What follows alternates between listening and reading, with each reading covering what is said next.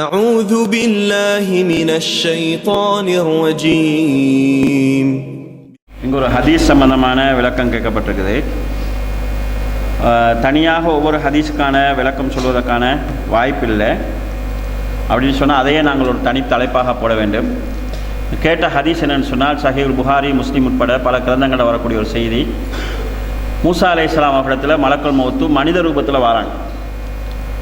வந்து அவங்களுக்கு ஒன்று இறைவனுக்கு பதில் சொல்லு என்று சொல்கிற போது மூசா அலைஹிஸ்ஸலாம் அவங்கள கன்னத்தில் அறையிறாங்க. அதனால் அவங்களுடைய விதி பிதுங்கிறது.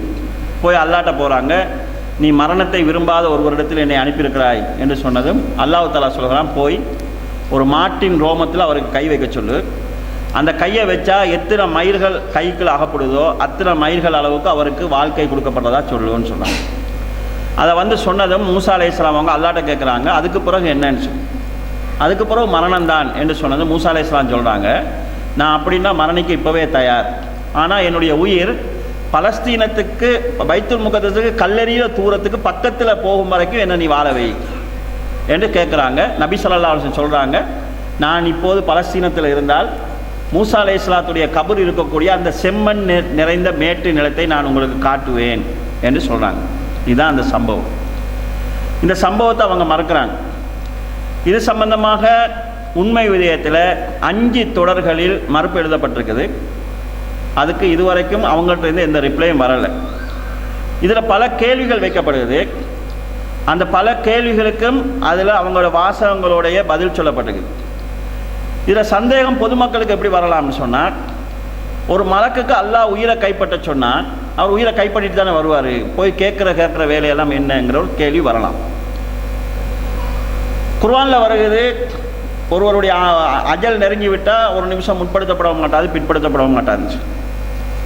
அப்போ அதுக்கெல்லாம் இது முரணாக இருக்கிற மாதிரி இருக்குது. குர்ஆன்லையும் ஹதீஸ்லையும் சில சட்டங்கள் சிலருக்கு விதிவிலக்காக இருக்கும். நபிமார்களுடைய மரணத்தை பொறுத்தளவில் அல்லாஹ் தஆலா அவங்களுக்குன்னு தனியான ஒரு சட்டத்தை வச்சிருக்கிறான். என்னன்னு கேட்டால், எந்த ஒரு நபியையும் அவர் மரணத்தை தேர்ந்தெடுக்காமல் அல்லாஹ் தஆலா மரணிக்க செய்வதில்லை. இந்த செய்தி நேராக முவத்தாவில் பதிவாகி இருக்குது.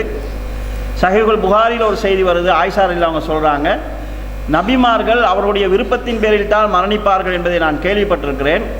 நபி ஸல்லல்லாஹு அலைஹி வஸல்லம் எனது மடியில் இருக்க போது வானத்தை கை நோக்கி நீட்டி இலர் ரஃபீக்கில் ஆலா, மேன்மையான அந்த இறைவன் பக்கம் என்று சொல்லுகிற போதே அவர் மரணத்தை தேர்ந்தெடுத்து விட்டார் என்பதை நான் அறிந்து கொண்டேன் என்று ஆயிஷா நாயகி சொல்கிறாங்க. இதே போல் நபி ஸல்லல்லாஹு அலைஹி வஸல்லம் மௌத்தாகிறதுக்கு சமீப நேரத்தில் வந்து மிம்பரில் இருந்து கொண்டு ஒரு செய்தி சொன்னாங்க. ஒரு அடியாருக்கு அல்லாஹு தஆலா இன்மை வேணுமா மறுமை வேணுமா என்று கேட்டான். அந்த அடியார் மறுமையை தேர்ந்தெடுத்து கொண்டார் என்று ரசூலுல்லாஹி ஸல்லல்லாஹு அலைஹி வஸல்லம் சொன்னாங்க. இவர் சபையில் வச்சு சொல்கிறாங்க. அப்போ அந்த சபையில் இருந்து அபூபக்கர் அவங்க தேம்பி அழுகிறாங்க. அப்போ அந்த சபையில் இருந்த இளம் சஹாபாக்கள் கேட்குறாங்க, மாலி ஹாத ஷேக், இந்த வயசாளிக்கு என்ன நடந்துச்சு? ரசூலுல்லாஹ் நல்லா தானே சொன்னாங்க, இன்மை வேணுமா மறுமை வேணுமான்னு கேட்குற போது அந்த மனிதர், அந்த அடிமை மறுமையை ஏற்றுக்கொண்டார். மறுமையை எடுத்துக்கொண்டது நல்ல விஷயம் தானே, இவர் ஏன் அழுகிறார் என்று சொல்லி இளம் சஹாபாக்கள் நினைச்சாங்க. ரசூலுல்லாவுக்கு விளங்கிச்சு, ரசூலுல்லாஹ் சொன்னது என்ன என்பதை அபூபக்கர் மட்டும்தான் விளங்கி கொண்டார். உடனே ரசூலுல்லாஹ் சொன்னாங்க, பள்ளியில் இருக்கக்கூடிய எல்லா வாசலையும் நீங்கள் மூடுங்க, அபூபக்கருடைய வாசலை மூடாதீங்கன்னு சொன்னாங்க. இதில் ரசூலுல்லாஹ் அவங்க சொன்னது என்னன்னு கேட்டால், ஒரு அடியாருக்கு அல்லாஹ் இன்மை வேணுமா மறுமை வேணுமா என்று கேட்டான். அந்த அடியார் மறுமையை தேர்ந்தெடுத்து கொண்டார் என்று ரசூலுல்லாஹ் சொன்னது, அந்த அடியார் என்று ரசூலுல்லாஹ் சொன்னது தன்னைத்தான்.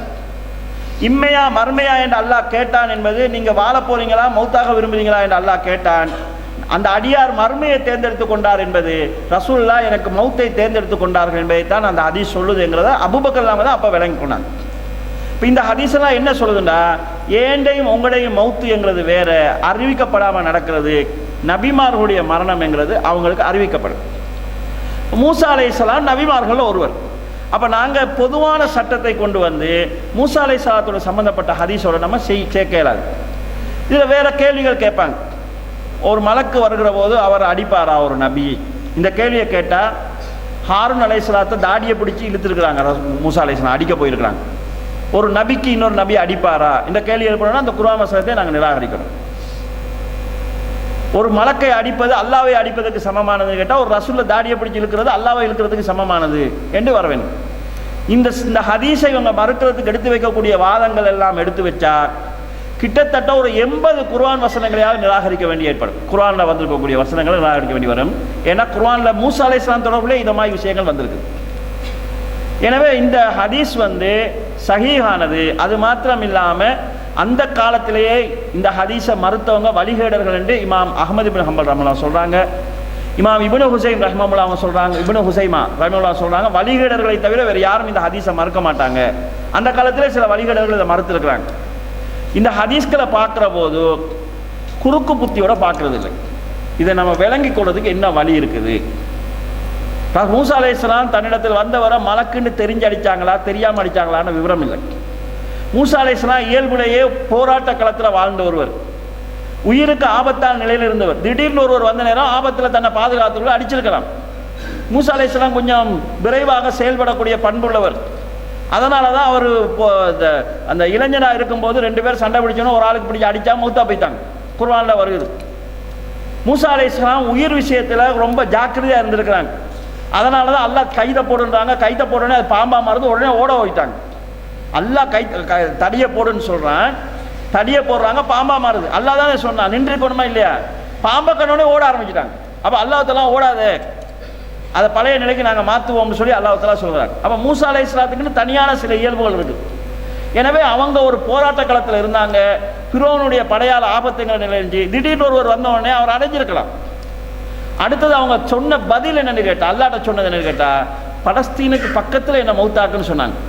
அவங்கள்ட்ட வாழ்க்கையில் ஒரு லட்சியம் இருந்துச்சு. என்னன்னு கேட்டால், இந்த இஸ்ரவேல் சமுதாயத்தை கொண்டு போய் எகிப்தில் அடிமைப்பட்ட சமுதாயத்தை கொண்டு போய் பலஸ்தீனத்தில் சேர்க்கணும். அவங்களுக்கு பலஸ்தீனத்தில் வாழணுன்ற ஆசை கூட இருக்கலை.